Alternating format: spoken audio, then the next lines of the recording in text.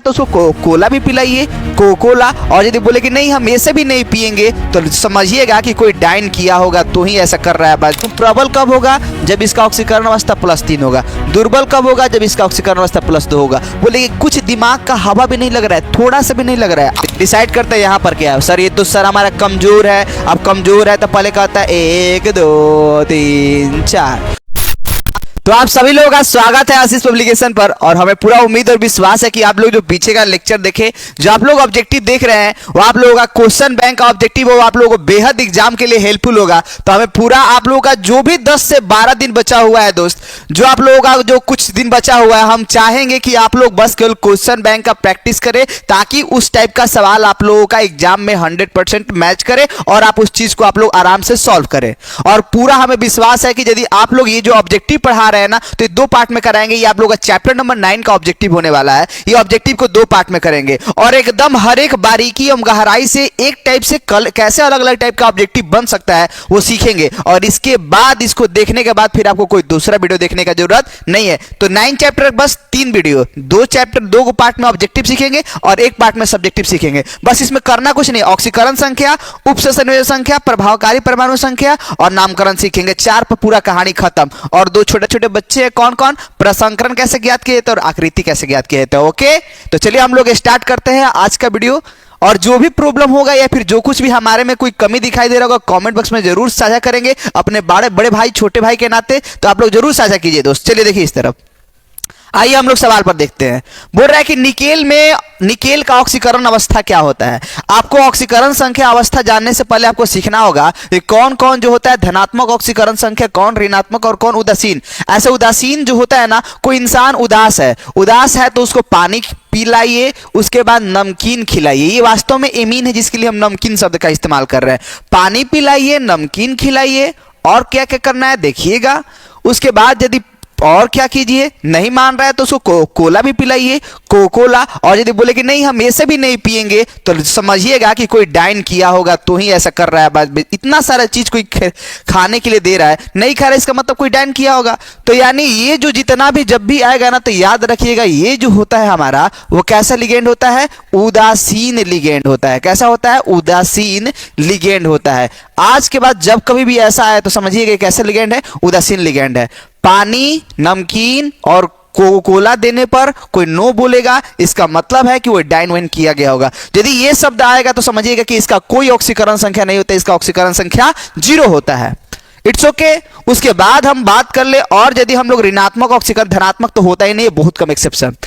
यदि ऋणात्मक ऑक्सीकरण तो फिर कल बाहर आई आंटी जी और आहा कोई बोला कि वाह कितना सुंदर लग रही हैं आप, ओहो करके ओहो कोई कहा बड़ाई किया, वो आंटी जी फूल गई और 2 कट्ठा साइन कर दी। अब ये लड़का बेचारा बेटा जी जो थे ना वो नाराज हो गए, यानी SON सन बेटा जी जो है ना वो क्या हो गए, नाराज हो गए और अपने मौसा जी को बुलाते हैं। किसको किसको, कार्बोनेट को बुलाते हैं, सल्फेट को बुलाते हैं और बोलते हैं कि देखिए मम्मी जी 2 कट्ठा साइन कर दी हैं।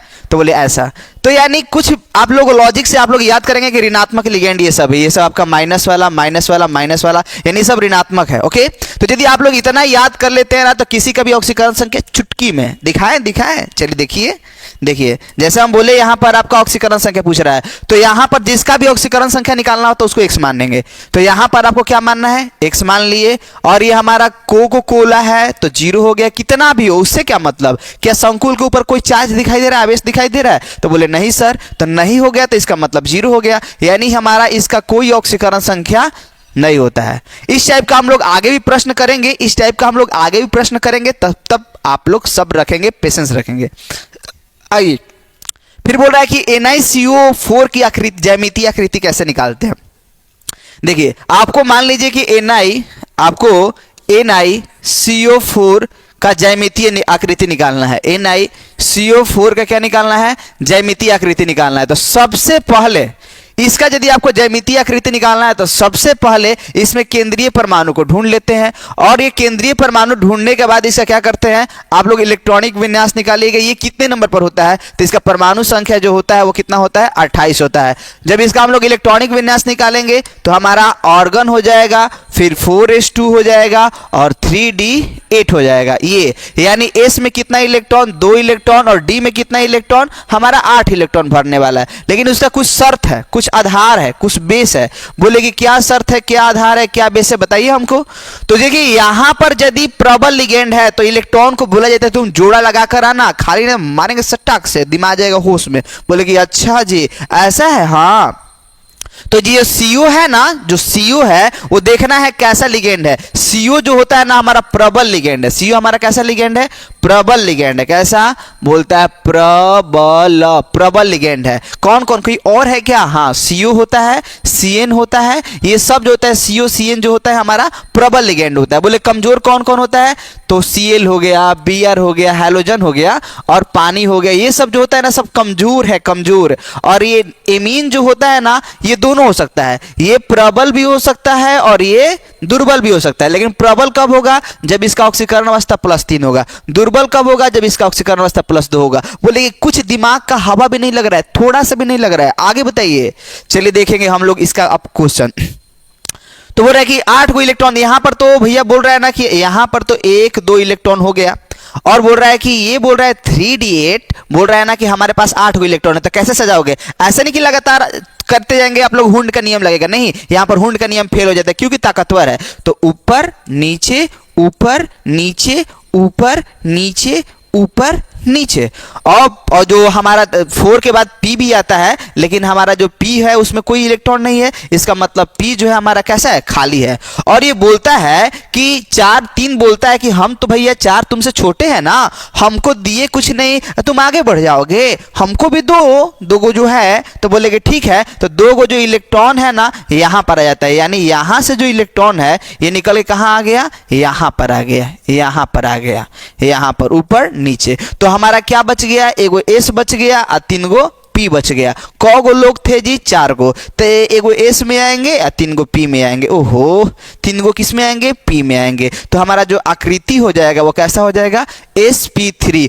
और ये हमारा सॉरी इसका प्रसंकरण हो जाएगा sp3 और आकृति कैसा हो जाएगा, चतुष्फलकीय। कैसा होगा, चतुष्फलकीय। ऑप्शन में ढूंढिए क्या हो गया, चतुष्फलकीय। हम जान रहे हैं पहला क्वेश्चन आपको टफ लगा होगा, दूसरा क्वेश्चन आसान आएगा, तीसरा क्वेश्चन भी हो सकता है टफ आएगा, लेकिन हाँ उसके बाद सब आसान है, सब आसान। सच्ची बोल रहा है कि इसमें आपको प्रसंकरण निकालना है, ठीक है। तो इसमें आपको प्रसंकरण निकालना है, तो वैसे ही हम लोग करेंगे। चलिए आज ये हम लोग निकाल लेते हैं। K4FeCN6 सवाल है। मान लीजिए आपका क्या है, K4 ओह लिए लिख रहे हैं K4FeCN6, यही आपका सवाल है। बोलेगे ठीक है हम निकाल देते हैं। तो इसमें किसका केंद्रीय धातु परमाणु का ही हमारा आपको निकालना है। इसका परमाणु संख्या कितना होता है, इसका परमाणु संख्या 26 होता है। बोले कोई दिक्कत नहीं सर। अब हम लोग जब इसका ऑक्सीकरण संख्या निकालेंगे तो पोटेशियम में कितना होता है, पोटेशियम में कितना होता है 1, और कितना संख्या है, बोले 4 है, जिसका निकालना हम लोग क्या मानेंगे, x मानेंगे। Cn में कितना होता है -1, कौ गो है, तो बोलेंगे 6 गो, बराबर में कितना हो गया, 0 हो गया।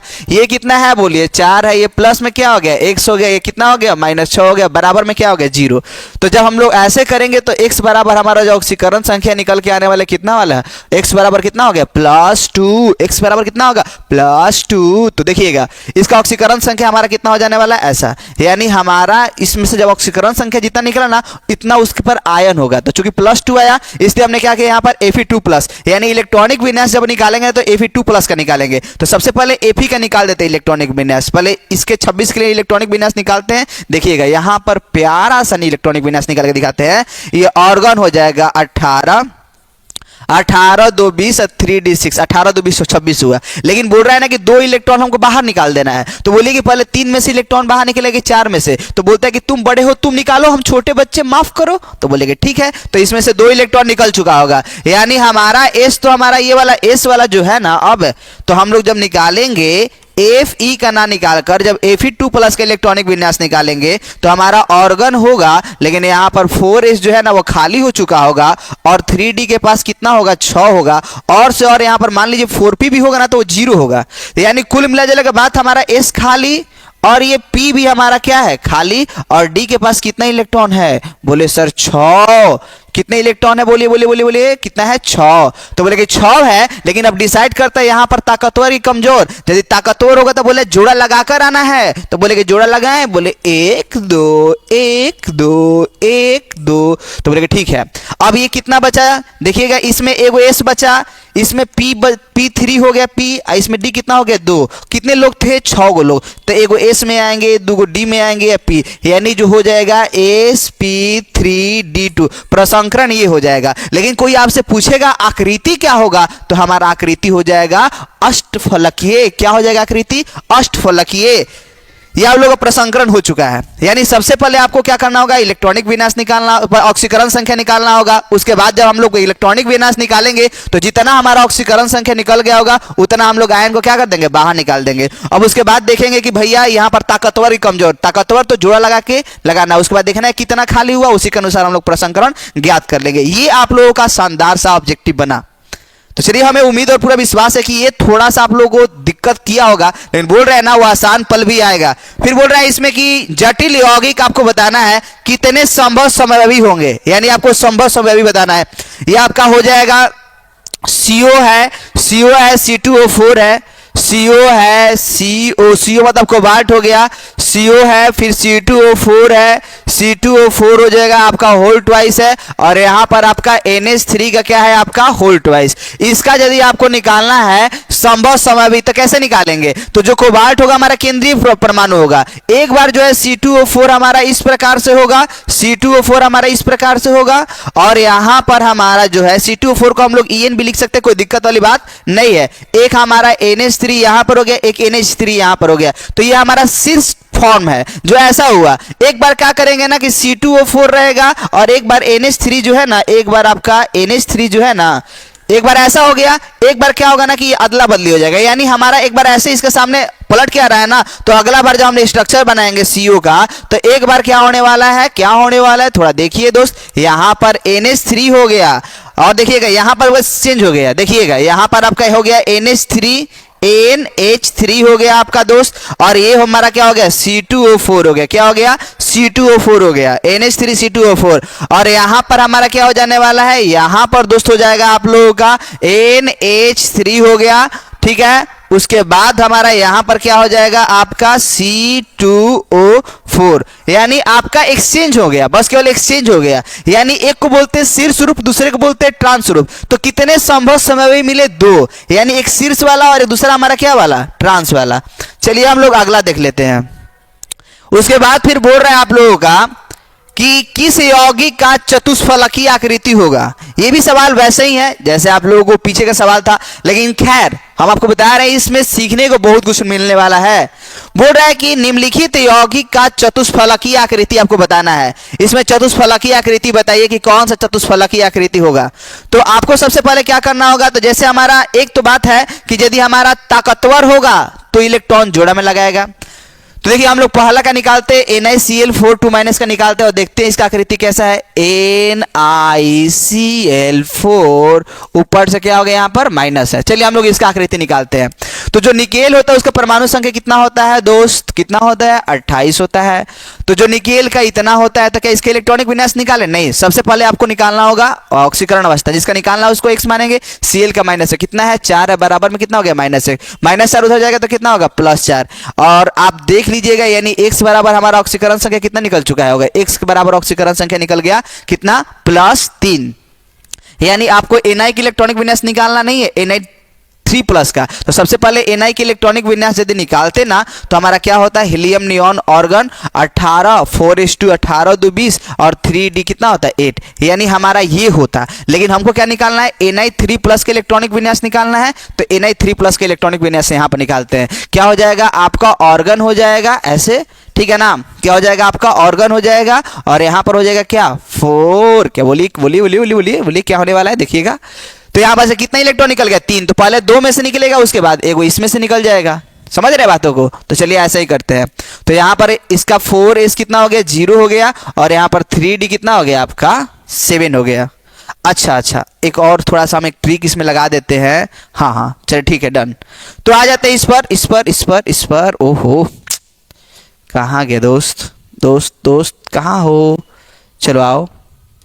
यहाँ पर निकाल रहे थे, चतुष्फलकीय आकृति पूछा जा रहा था। चले हम लोग ऐसा कर दिए। उसके बाद थोड़ा सा हम आगे के स्टेप देखते हैं कि अब हमारा क्या होने वाला है। देखिएगा, देखिए इतना क्लियर हो गया। उसके बाद हमारा जो भैया पी वाला तो है ही नहीं, यानी 4p मान लीजिए होता तो पी तो हमारा है ही नहीं, तो ये एस वाला का कितना हो गया 0, और डी वाला में कितना है बोलिए, डी वाला में कितना है 7 है, कितना है 7, बोले 1 2 3 4 5 6 7 ऐसे। और पी वाला में कितना है, पी वाला में हमारा कितना है 0, बोले कोई बात नहीं। अब 7 है तो 21 के अनुसार सजेगा, डिसाइड करते हैं यहाँ पर क्या है। सर ये तो सर हमारा कमजोर है, अब कमजोर है तो पहले कहता है 1 2 3 4, उसके बाद कहता है 5 6 7, 1 2 3 4 5 6 7 हो गया।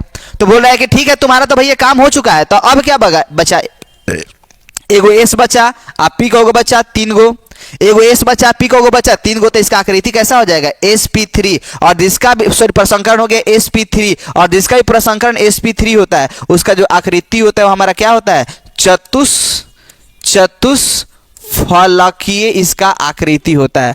कैसा आकृति होता है हमारा, चतुष्फलकीय आकृति होता है। समझ में आया, इसका आकृति कैसा होगा चतुष्फलकीय। इतना बातों को यदि आप लोग गौर करेंगे ना तो ये आप लोगों के लिए बेहद ज्यादा ही इंपॉर्टेंट हो जाएगा।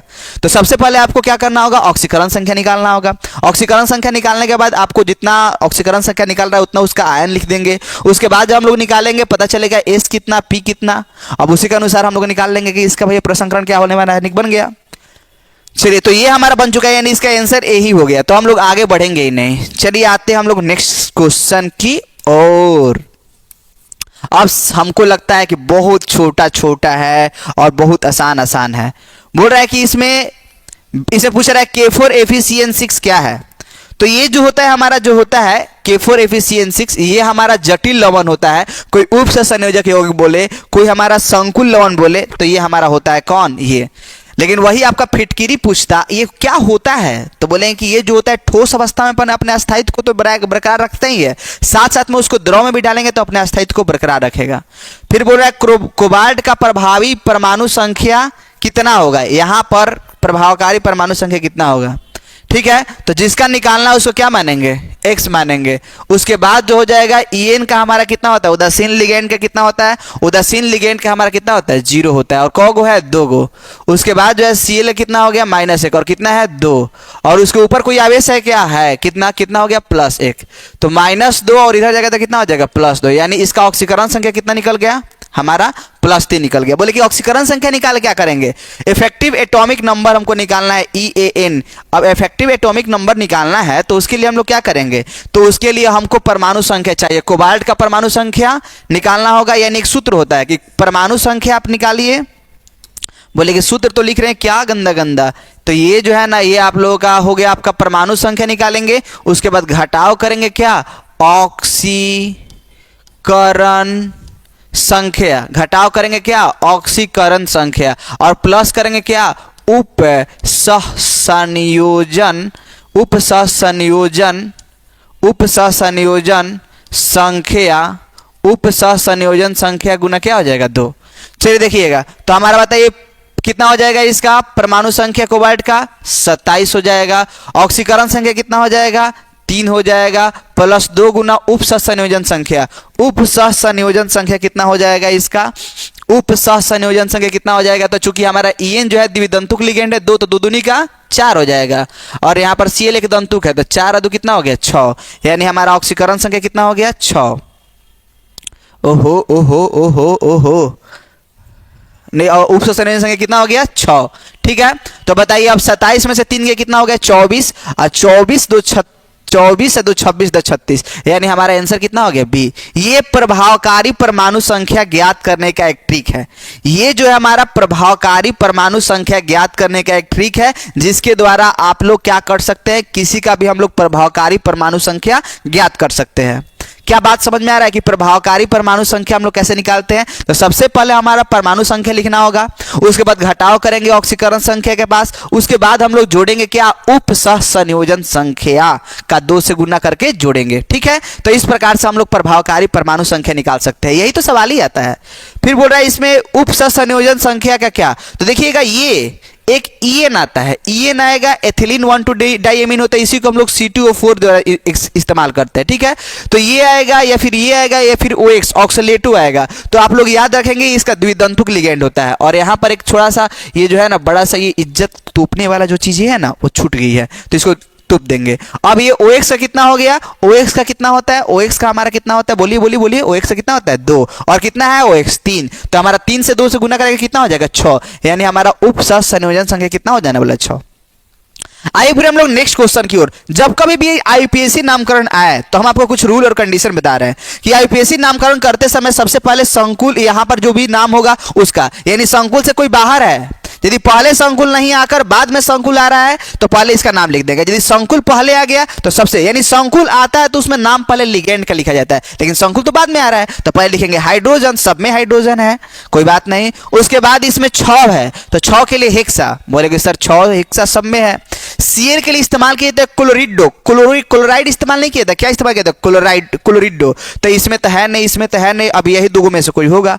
उसके बाद हमारा प्लेटिनम का नाम बदलता है, प्लेटिनेट होता है, तो चूंकि यहां पर प्लेटिनम नहीं देकर यहां पर मिस्टेक है, प्लेटिनेट देना चाहिए था ऐसा, प्लेटिनेट। क्यों इसका ऑक्सीकरण संख्या इसका नाम बदल गया, प्लेटिनम का प्लेटिनेट कब करेंगे, जब हमारा सुनिएगा, प्लेटिनेट कब करेंगे, जब हमारा यहां पर कोई ऋणात्मक लिगेंड हो, तो इसका क्या हो गया, प्लेटिनेट हो गया। अब इसका ऑक्सीकरण संख्या निकालेंगे और उसको रोमन अंक में लिखेंगे। तो हाइड्रोजन का 1 होता है, कितना हो गया हाइड्रोजन 2, जिसका निकालना है उसको क्या मानेंगे, एक सीएल कितना होता है -1 गो है, 6 गो है। अब बताइए -6 और +2 तो -4 उधर जाएगा +4, यानी इसका ऑक्सीकरण संख्या इतना हो गया, ठीक है।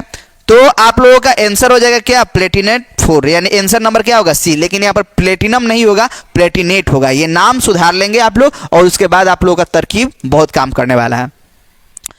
फिर बोल रहा है कि इसका पूछ रहा है किसका चुंबकीय आघूर्ण, इस वीडियो का ये लास्ट क्वेश्चन है। उसके बाद हम लोग सेकंड वीडियो में और सब ऑब्जेक्टिव क्वेश्चन को कवर करेंगे। लेकिन देखिए बोले कि निम्नलिखित जटिल यौगिकों में किसका अनुचुंबकीय आघूर्ण अधिक होगा, किसका अनुचुंबकीय, तो जिसका अयुग्मित, जिसमें अयुग्मित इलेक्ट्रॉन की संख्या ज्यादा होगा, अयुग्मित मतलब जो इलेक्ट्रॉन जोड़ा ना लगे, वो जिसमें ज्यादा होगा उसका चुंबकीय आघूर्ण ज्यादा होगा। तो देखिए वो डिसाइड करता है कि जोड़ा लगेगा कि कैसा लगे, जोड़ा लगेगा कि नहीं लगेगा, वो डिसाइड करता है कि भैया हमारा ताकतवर है कि कमजोर। कौन कौन ताकतवर है, तो CN ताकतवर है, CO ताकतवर है, यानी CO CN ताकतवर है। कमजोर कौन कौन है, पानी है और Cl Br, ये सब फुल हैलोजन समूह है। और ये NH3 जो है ना दोनों का है, ये इसका भी है ये इसका भी है, लेकिन इसका कब जब ऑक्सीकरण संख्या +3 होगा, इसका कब जब ऑक्सीकरण संख्या +2 होगा, ठीक है। तो बताइए इसमें H2O है, कमजोर है, तो बोला कि भैया हमारे अंदर तो होगा। बोले कि यहां पर H2 है, बोला कि भैया हम तो भैया कमजोर है, ये सब हो सकता है, लेकिन ये तो भैया हमारा प्रतिचुंबकीय, ये भी हमारा प्रतिचुंबकीय, इसका कहानी से बाहर कर देंगे। अब हम लोग देखेंगे किसमें हमारा अयुग्मित इलेक्ट्रॉन की संख्या ज्यादा होगा। एक है CrH2O6, ऐसा है CrH2O, ऐसा है। सॉरी आपको रेड पेन से नहीं दिखाई दे रहा होगा, हम समझ रहे हैं बातों को, रेड आप लोगों को नहीं दिखाई दे रहा होगा, कोई बात नहीं, हम आपको चेंज कर देते हैं। CrH2O और +3 है, ठीक है, चेंज कर दे रहे हैं दोस्त। ओके आइए, तो यहाँ पर कितना हो गया +3। उसके बाद हम लोग यहाँ पर जो नेक्स्ट आप लोग बोल रहे हैं, यहाँ पर एक और नाम है FeH2O6, FeH2O6 और Cl2 है, FeH2O6 और यहाँ पर जो है Cl2 है, ऐसा। तो आई थिंक ये हमारा अंदर है या बाहर है, कोई बात नहीं, चलिए हम लोग देख लेंगे क्या है कहानी है। चलिए देखिए, अब हमको जिसका भी हम इसमें देखना है कि किसमें किसका अनुचुंबकीय गुण ज्यादा होगा, यही ना हमारा सवाल है। हाँ तो चलिए आइए देखिए, अब जिसका सबसे पहले हम लोग क्या करेंगे, यहाँ पर क्रोमियम में इसका ऑक्सीकरण संख्या निकालता है, जिसका निकालना है X, यहाँ पर इसका हो गया 0 × 6 और इसके ऊपर कितना आयन है +3, इसलिए इसका ऑक्सीकरण संख्या कितना निकल गया +3। ये तो भैया कहानी खत्म हुआ, इसका ऑक्सीकरण संख्या हमारा +3 निकल चुका है। अब आइए इसका निकालना है, तो इसका हमारा कितना हो गया X और इसका कितना हो गया 0 और इसका हो गया -2 बराबर में 0, तो X बराबर हमारा कितना हो गया +2, यानी हमारा इसका ऑक्सीकरण संख्या कितना हो गया +2, यानी इसका ऑक्सीकरण संख्या +2, इसका ऑक्सीकरण संख्या कितना हो गया +3। इतना बात आप लोग क्लियर कर पा रहे हैं कि इसका ऑक्सीकरण संख्या +3 और इसका ऑक्सीकरण संख्या +2 हो रहा है।